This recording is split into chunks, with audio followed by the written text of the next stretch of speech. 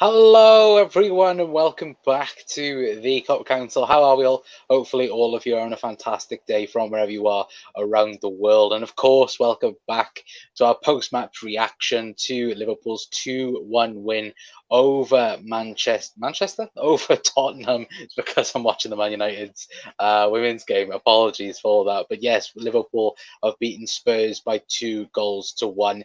And do you know what? It was nervous, it was nail biting, but look, don't get me wrong, Liverpool have won their first away league game of the season, and I think we should be happy. Look, the last couple of weekends, of course, Liverpool have ruined the weekend, but look, thank God, of course, happily, Liverpool have won by 2-1. Anyway, I want to say, first of all, as well, I apologise for no preview. Anyway, the internet's been a bit dodgy where I am over the last couple of weeks, so again, it's been a bit weird. So I'm thinking it should be fine now. Anyway, and again, apologies for that. To be fair, but look, hopefully we'll be live regularly on the channel. Anyway, but let me know, guys, your thoughts, your opinions on the win against Tottenham as well. I know that it will be plenty to speak about. Let me know your man of the match. Let me know your overall thoughts as well in the comment section down below. And I know plenty of you guys will have your say in the comment section down below. So let me know your thoughts and opinions in the comment section down below. But Chris is in saying effing get in. Well deserved win. Alisson and Kanate, my joint man of the match. Jurgen Klopp fist bumps to the crowd are back. How I've missed them. Yes, he did do fist bumps to the away cop, didn't he, Chris? It was absolutely brilliant, wasn't it? And look, it was a nervy game, a nervy ending, and I think that's the thing where we can't just turn around and go, "Oh yeah, Liverpool battered Spurs." Yes, in the first half we did, and realistically, the game should have been dead and buried by the first half. But again, Liverpool don't do things simply, do we? And I think that's the real frustrating thing, where you look at it and you're like, Liverpool could have done a bit better in terms of potentially ending the game. But look, a win's a win, and I think look, every one of us should be happy. Of course, we should question one or two things, but I think look, when we do a pretty good performance, especially at a tough top four challenger away from home, then again it's a fantastic result either way.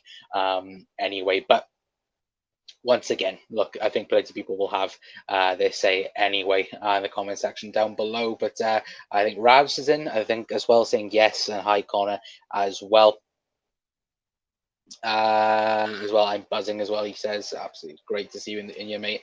Liverpool completed my fantastic weekend. There we go, Chris.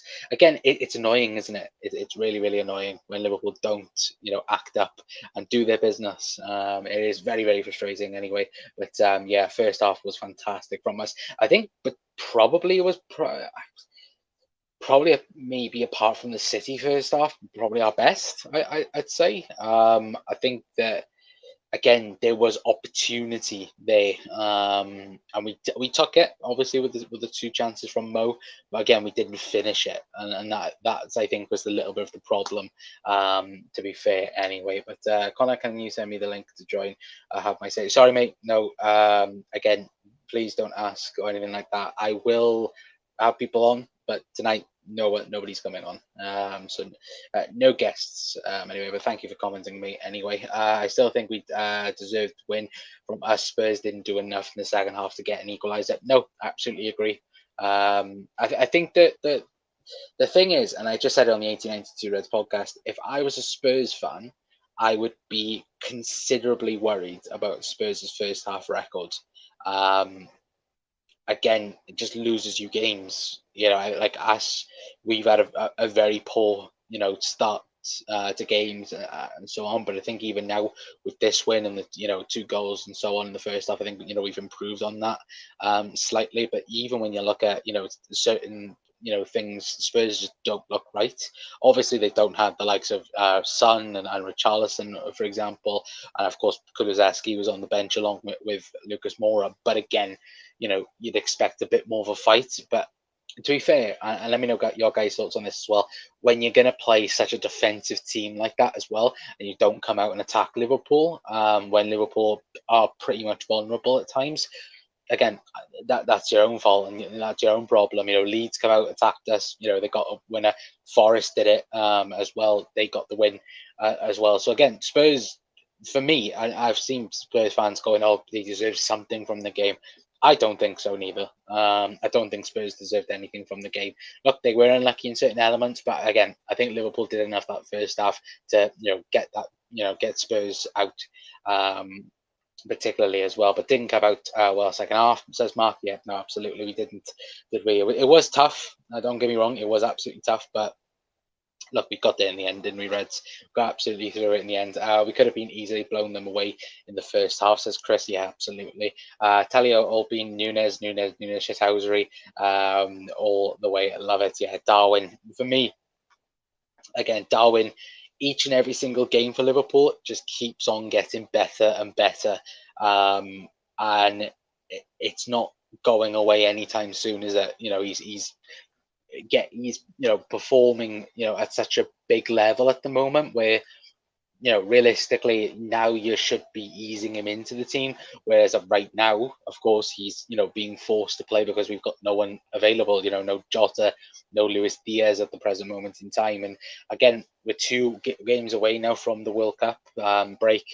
That I think will massively help Liverpool. And again, if we take a look at it, and we'll look at the league table in a little bit, and so on. But if Liverpool can, of course, beat Spurs, go on then to, beat Southampton as well. The hope for top four has become a lot more better, especially next week when you've got, I think Newcastle and Chelsea are playing each other as well. So there's an opportunity there for Liverpool to break into that top four, potentially, or to try and get close to it, because I think we are. I think 5 points away with a game in hand. I think potentially. I'll have a look in a minute. I haven't had a look, to be fair. Sorry, guys. To be fair, excuse me, Spurs lacked in the final third as well. Yeah, no, the Mark they did as well, and Mark says hope everyone is well today as well. Mark, hopefully you're on a fantastic day as well. Hopefully, everyone's on a fantastic day. But Liverpool won. We should all be happy. When I say blown them away, I mean actually killed the game off in the first half as 2-0 dangerous lead as well. Yeah, absolutely agree with you on that.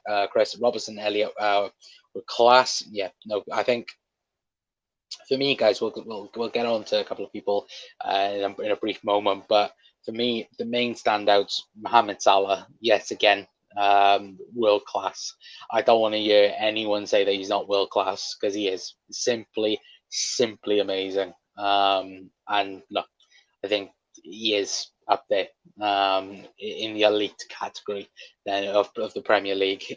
He's still Darwin Nunes again. Look, the pass for the first goal, excellent bit of play, even for the second goal as well. Opening up the space a little bit, but even still, him, Canate, Harvey Elliott, Robertson, as well. Of course, there would have been a few, people. I know, obviously, we spoke. If we're going to criticize anyone, of course, Trent, bit lackadaisical yet again, defensively. Fabinho, as well. Did decent. I don't think he had an awful game. Don't get me wrong. I don't think Fabinho had one of these games that were, among his worst. But again, sometimes where when Ibu and Virgil needed that protection, Fabinho wasn't there.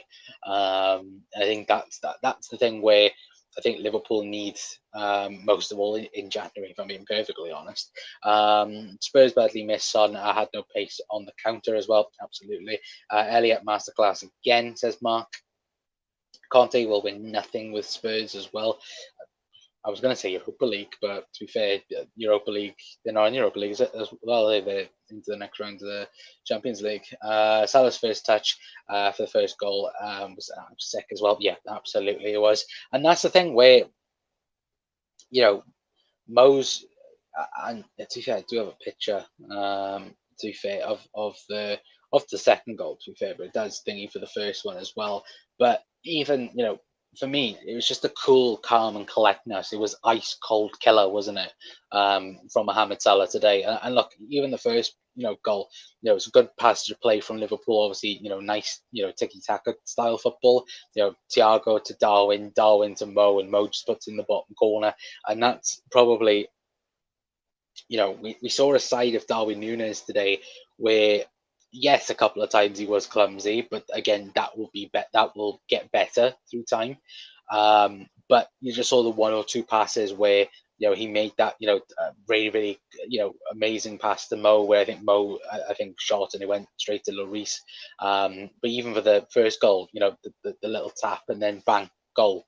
And that's the thing now, where after the World Cup potentially, obviously, depending on, if we have everyone back and fit and available, you should now start to see Liverpool back to being the best that what we are. Because obviously, if we go through the squad, Alisson, Trent going to the World Cup. Ibu, I don't think will be going to the World Cup. Virgil will be. Robbo's not.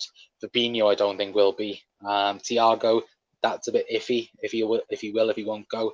I think he will go, but I don't think he'll be featured as much. Hendo will. Mo's not going. Bobby, I don't think won't be going, and then obviously Darwin will be going. But hopefully when he comes back, hopefully everyone will be fit, of course. But again, it's building that confidence up, because for some reason this season, we beat Man City a couple of weeks ago. Then we go on to beat West Ham, and you think, oh, this could be the start of Liverpool going again, and then we lose to Forest and Leeds, and then obviously this game. I don't know about you guys. I was very nervous for it, and I think a lot of people were as well. But of course, when we had that start, changed everything. Again, I think everyone believed that Liverpool could go on and win the game, and fortunately we did as well. But again, guys, let me know your thoughts in the comment section down below. Anyway, but I do hope Trent gets his form back. I'd love it if he didn't go to the World Cup. If I'm being perfectly honest with you, if he got like 3 weeks of proper rest, or 4 weeks whenever the World Cup. Actually, fair, yeah, the World Cup was more of a 5 week thing, isn't it? Really. Spurs are bridesmaids, so of course they win that thing as well. Great result, the consistency. Those stay out, absolutely. Mate, glad to see you in here as well. Salah always look calm in front of goal, absolutely. Mark Nunes. Yeah, throwing Basuma on the floor was great. Yeah, that was great. And again, that's the thing where you need that bit of bite, don't you, from a footballer. And I love Darwin Núñez. Again, I wanted him in the summer. I think he is going to be something special for Liverpool. Going further on, I've said it. Since he signed for the club, I think Darwin Núñez is going to be something amazing. And again, it's that thing at the minute where listening to certain people talk about how Darwin Núñez performed at other clubs as well. The first year he's quiet and potentially just gathers himself into the team, and then the real Darwin Núñez shows up towards the back end of the season, and that's what we need now after the World Cup. We need that feistiness, if that's the correct word to say. But we need that shithousery, then I should say, to come through and batter everyone, as long with everything else. Well, yeah, neither has Haaland though as well. I think that I'm Mark Salah, no World Cup, which is good. From Arthur, and yeah, no Erling Haaland as well. I believe, is Haaland injured? I know he scored the winner on Saturday, but I think he's injured, isn't he? I think he is playing through that. And Nunes will be a baller, absolutely. Mark, absolutely, as well. But if we take a quick look then at the league table, if we go on to FootMob, let me quickly. I haven't got it up. That's me being a poor YouTuber, that is. But if we quickly get up FootMob anyway for you guys, make it big screen. If you look on the right hand side, anyway, of course, Liverpool Spurs. Obviously, that's the match rating for the game. Of course, obviously Mo winning man of the match. But if you take a look, we're not that far away. What, 7 points away from Spurs with a game in hand. It could potentially work out. And again, you look at it. Chelsea, Spurs, Chelsea, Newcastle, of course, playing each other next week, which that's going to be huge. Or hopefully, people can take points of each other. I think a draw would probably be a best for Liverpool in that regard anyway. But again, United losing points today as well. Liverpool only 4 points off of them. And when you actually look at it, after the crap start what Liverpool have had so far this season, we're not that far away from everyone. And again, that's the thing now where obviously we still have the two games to come. Of course, we've still got Derby in the League Cup to defend the League Cup, of course, and you know we've also got Southampton next week. Of course, obviously Southampton potentially managerless as well. Obviously there'll be more on that, to be fair, but there's that topic of can Liverpool come back after the World Cup and be the side as what they was? And I think that's the interesting point where you look at it and potentially, again, I think the World Cup, it's going to throw the spanner at so many clubs. And of course, not every club, don't get me wrong, but obviously for Liverpool side of things, you hope that everyone will be back fit by then. Of course, obviously today's and yesterday's news, Naby Keita looks to be out for another 3 months, which brilliant, isn't it? Look, I love Naby Keita, don't get me wrong, but it, enough is enough. I think he's played his last game for Liverpool, if I'm being perfectly honest with you.